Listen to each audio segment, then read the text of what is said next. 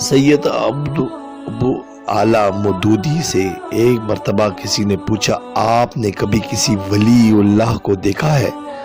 مودودی نے جواب دیا، ہاں، ابھی 2 دن پہلے ہی لاہور اسٹیشن پر دیکھا ہے۔ ہماری گاڑی جیسے ہی رکی تو کلیوں نے دھاوا بول دیا اور ہر کسی کا سامان اٹھا کر بھاگنے لگے، لیکن میں نے ایک کلی کو دیکھا، وہ اطمینان سے نماز میں مشغول ہے۔ جب اس نے سلام پھیرا تو میں نے اسے سامان اٹھانے کو کہا، اس نے سامان اٹھایا اور میری مطلوبہ جگہ پر پہنچا دیا۔ میں نے اس سے 1 روپیہ کرایہ ادا کر دیا۔ اس نے 4 آنے اپنے پاس رکھے اور باقی مجھے واپس کر دیے۔ میں نے اسے عرض کی کہ 1 روپیہ پورا رکھ لو، لیکن اس نے مسکراتے ہوئے جواب دیا، دہی صاحب، میری مزدوری 4 آنے ہی بنتی ہے۔ آپ یقین کریں، ہم سب ولی اللہ بننے اور اللہ کے ولیوں کو ڈھونڈنے میں در پدر ذلیل و خوار ہوتے ہیں۔ ہم سمجھتے ہیں کہ ہمیں مشکل ترین ریاضتوں، مشقتوں اور مراقبوں سے گزرنا پڑے گا، ساری رات نوافل میں گزارنی پڑے گی، اور یا شاید گلے میں تسبیح ڈال کر میلے کچیلے کپڑے پہن کر اللہ کی صدائیں لگانا پڑیں گی، تب ہم ولی اللہ کے درجے پر پہنچ جائیں گے۔ آپ کمال ملاحظہ کریں، ہماری آدھی سے زیادہ قوم بھی اسی کو ہی پہنچا ہوا سمجھتی ہے، جو اب نارمل حرکتیں کرتا نظر آئے گا، جو رومال میں سے کبوتر نکال دے یا عاشق کو آپ کے قدموں میں ڈال دے۔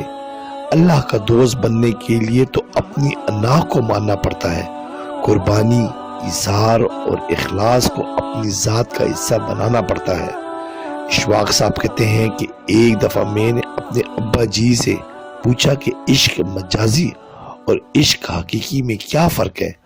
انہوں نے کچھ دیر سوچا اور کہنے لگا، بیٹا، اگر کسی ایک کے آگے اپنی انا کو مارنا عشق مجازی ہے اور ساری دنیا کے سامنے اپنی انا کو مار لینا عشق حقیقی ہے۔ جنید بغدادی اپنے وقت کے نامی گرامی شاہی پہلوان تھے۔ ان کے مقابلے میں ایک دفعہ انتہائی کمزور، نحیف اور لاغر شخص آ گیا۔ میدان تماشائیوں سے بھرا ہوا تھا۔ بادشاہ اپنے پورے درباریوں کے ساتھ جنید بغدادی کا مقابلہ دیکھنے آ چکا تھا۔ مقابلہ شروع ہونے سے پہلے وہ کمزور آدمی جنید بغدادی کے قریب آیا اور کہا، جنید، میں سید ہوں، یعنی کہ رسول اللہ صلی اللہ علیہ وسلم کے خاندان سے ہوں۔ کچھ دنوں بعد میری بیٹی کی شادی ہے۔ میں بے انتہا غریب اور مجبور ہوں۔ مجھے زیب نہیں دیتا کہ میں کسی کے آگے ہاتھ پھیلاؤں۔ اگر تم ہار گئے تو بادشاہ مجھے انعام و اکرام سے نوازے گا، لیکن اگر میں ہار گیا تو اپنی بیٹی کی شادی کا بندوبست کرنا میرے لیے مشکل ہو جائے گا۔ مقابلہ ہوا تو جنید بغدادی ہار گئے۔ بادشاہ کو اپنی آنکھوں پر یقین نہ آیا۔ اس نے دوبارہ اور پھر سے 12 مقابلہ کروایا اور تینوں دفعہ ہار جنید بغدادی کے حصے میں آئی۔ بادشاہ نے سخت غصے میں حکم دیا کہ جنید کو میدان سے باہر جانے والے راستے پر بٹھا دیا گیا اور تمام تماشائیوں کو حکم دیا گیا کہ جو جائے گا جنید پر تھوکتا ہوا جائے گا۔ جنید بغدادی کی انا خاک میں مل گئی، لیکن ان کی ولایت کا فیصلہ قیامت تک کے لیے آسمانوں پر سنا دیا گیا۔ ولی تو وہ ہوتا ہے جو لوگوں کی زندگیوں میں آسانیاں پیدا کر دے، جو کسی کو جینے کی امنگ دے دے، چہرے پر خوشیاں بکھیر دے۔ جب کبھی بحث کا موقع آئے تو اپنی دلیل و حجت روک کر سامنے والے کے دل کو ٹوٹنے سے بچا لے۔ اس سے بڑا ابدال برا کون ہوگا؟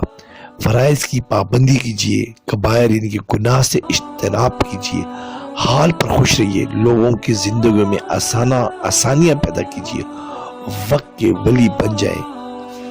سبسکرائب کریں، لائک کریں اور بیل آئیکن پہ کلک کریں تاکہ آپ کو اس طرح ہی پیاری اچھی اسلامی ویڈیو ملتی رہے۔